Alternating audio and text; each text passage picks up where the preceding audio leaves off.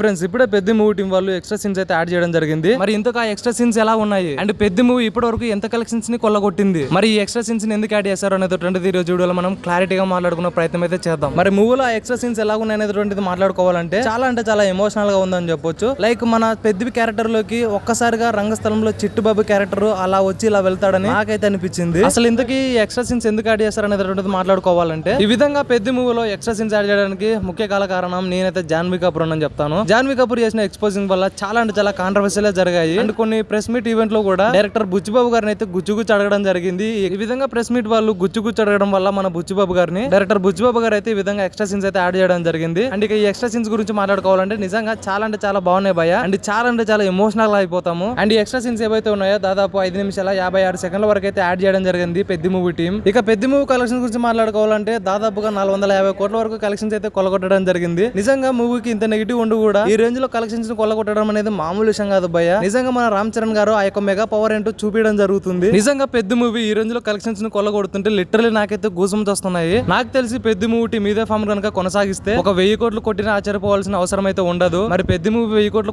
కొట్టదా అనేది comment section లో ఖచ్చితంగా కామెంట్ చేయండి. అండ్ ఇప్పుడు ఈ వీడియో చేస్తుంటేనే నాకైతే లిటరల్లీ గూస్ బంప్స్ వస్తున్నాయి. మరి మీరు ఈ వీడియో చూస్తుంటే ఎలా అనిపిస్తుందో కామెంట్ సెక్షన్ లో ఖచ్చితంగా కామెంట్ చేయండి. అండ్ అలాగే వీడియో నచ్చినట్లయితే ఒక చిన్న లైక్ చేసి షేర్ చేయండి. ఫైనల్లీ సబ్స్క్రైబ్ చేసుకోవడం మాత్రం మర్చిపోకండి. Thank you for watching.